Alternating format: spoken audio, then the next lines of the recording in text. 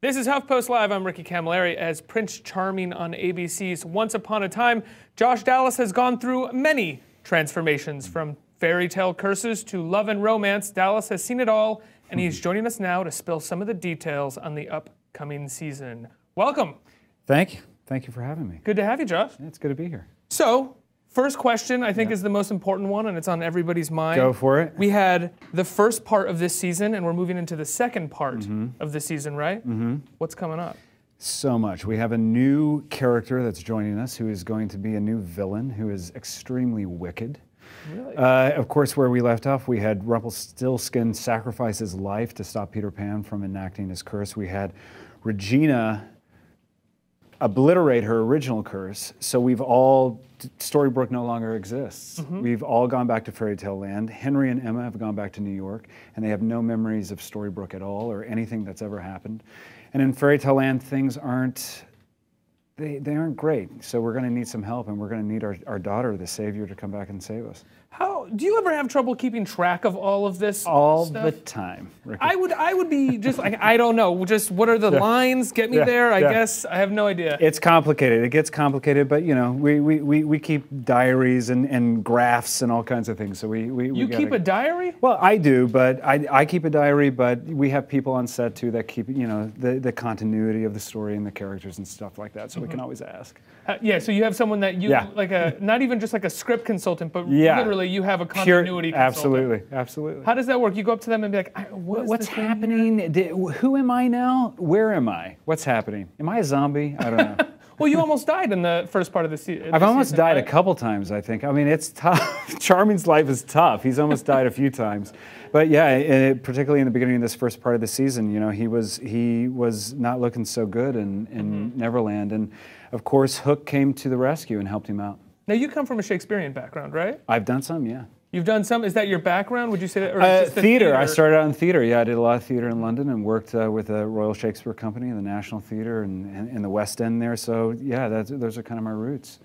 So doing something like Once Upon a Time on television, how close to doing theater? How much do you think your theater training really helps and prepares you for the kind of acting that goes into a show like Once Upon a Time? Because it's different than doing something like Thor. No, absolutely. I think huge. I think because you're dealing with big themes. You know, you do a Shakespeare is all, you know, they're big epic themes, and I think this is certainly that. And you know, it helps deal. I think it helps you deal with the sort of grandeur of the whole thing. So I think it definitely helps you ground it. And Thor was kind of your breakthrough role. You were cast with like 3 days up until shooting, something like that, right? You're like, great, I got a role. Yeah. And then going into the sequel, you couldn't do it because of commitments to Once Upon a Time. I couldn't do it, unfortunately, but you know, it's Did you try? Did you talk to the producers? Like, guys, come on. Please. Yeah, we tried to work out. We tried to work it out, but the schedule for Once Upon a Time was just too busy, too hectic, and the dates for Thor actually pushed. It was supposed to fit right in our hiatus, but then it ended up pushing to the fall. So I couldn't. Did you beg? Did you plead? You know, a little bit. But it's, you know, Zach went in and played the role, and he did it great, and you know, it's the way it is. It's all. Did you think that you could have done it better when you watched it? No, I think he did a good job. He did a good job. He did a good job.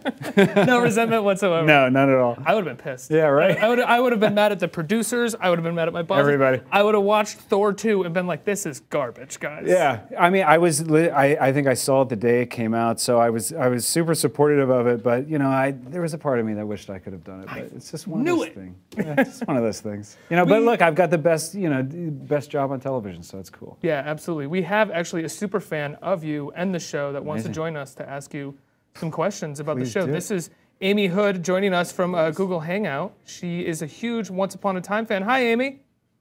Hi, how are you? Hey, Amy, how you doing? I'm fantastic, Josh. How are you? I'm good. Nice to see you and talk to you. I know. This is actually the first time I've gotten a chance to talk to you. I'm with Once Upon a Fan, so you've met a few of our staff members before, but never me. Oh, nice. So, nice. So how lucky for you. What questions do you have, Amy, for Josh?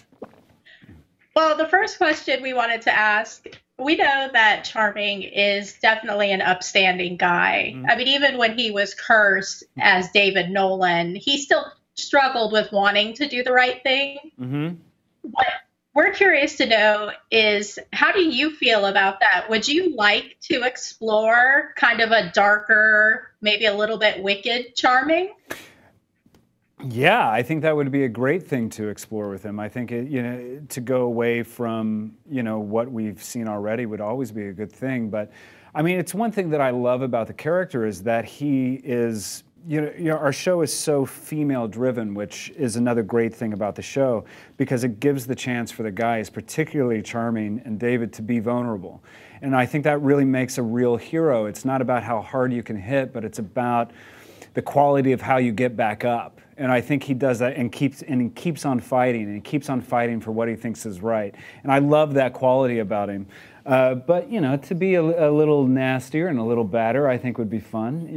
We saw a little bit of that with his twin brother, so yeah, it would be fun. Awesome. Yeah, everybody loves Charming. Oh, thank you. We get so many comments and so much mail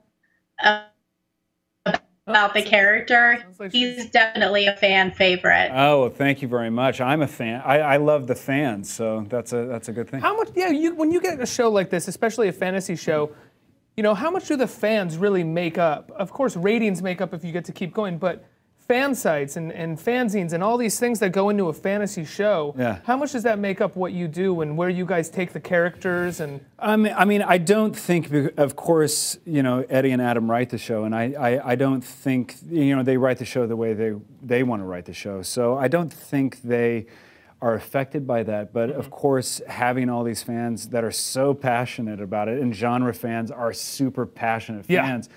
It's a great thing. It's a great thing to be part of a show that has such a huge base behind them. Now, I'm being told that a congratulations is in order. Are you expecting? We are. Yes, we are. That's amazing. Thank you very much. Are you excited? So excited. I'm so excited.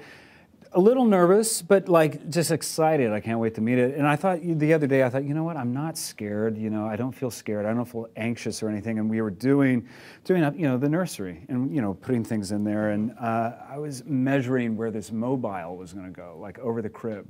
Is that like a mobile speaker thing? No, it's got whales on it. The things that hang over the crib that the babies look at. Oh yeah, yeah. They're called mobiles, I think. Okay. And I'm measuring it out, and I'm like, maybe it should go an inch here.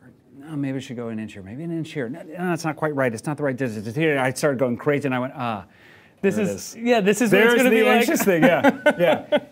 All my inadequacies as a parent were going to be, all made up for with a perfect hanging mobile over the crib. Is that what you think your major inadequacy might be when you become a parent? Is nervousness, anxiousness? I don't think so. No, I don't think so. I'm pretty cool and calm. So. What's the major thing that you're nervous about your personality going into parenting? It's something that I think about all the time, and I'm not even close to being a dad.